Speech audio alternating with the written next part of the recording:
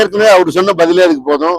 ஏற்கனவே அவரிடத்துல திராவிடம்னா என்னன்னு கேட்டப்ப, நான் பெரிய ஆராய்ச்சிலாம் பண்ண அறிஞர் இல்லை, எனக்கு திராவிடம்னா என்னன்னு தெரியாது, அதனால நிறைய படிச்சுக்கணும்னு சொன்னாரு. அப்ப திராவிடம்னா என்னன்னு தெரியாத ஒரு திராவிட மாடலுக்கு அவர் தான் உதாரணம்னு சொன்னா அது எவ்வளவு ஒரு கேவலமான கூத்துங்கிறத நம்ம தான் புரிஞ்சுக்கணும். அவரை பொறுத்தவரை அவருக்கு கட்சி கொள்கை இதெல்லாம் எதுவுமே கிடையாது. அதெல்லாம் கடந்த காலங்களோடு முடிந்து விட்டது. இப்ப அவர் அதிமுகவை ஒரு கம்பெனி போல நினைக்கிறார். அந்த கம்பெனி அவர் இப்போ லீஸுக்கு எடுத்து நடத்துறதா நினைச்சிட்டு இருக்காரு. அதனால திராவிடத்திற்கும் அவருக்கும் சம்பந்தம் இல்லை. அவர் அதிமுக பேரே அமித்ஷா திமுகன்னு மாத்திக்கிற நிலைமைக்கு போயிட்டு இருக்கிறார்.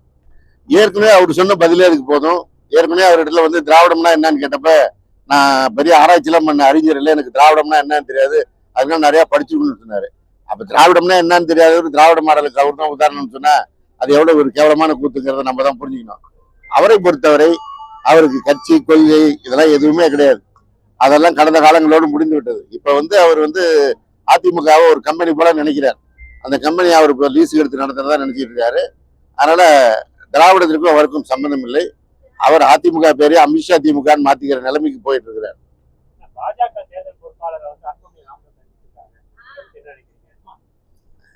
முதல்ல இவங்க கட்சிக்குள்ள இருக்கிற பிரச்சனையே முடியல.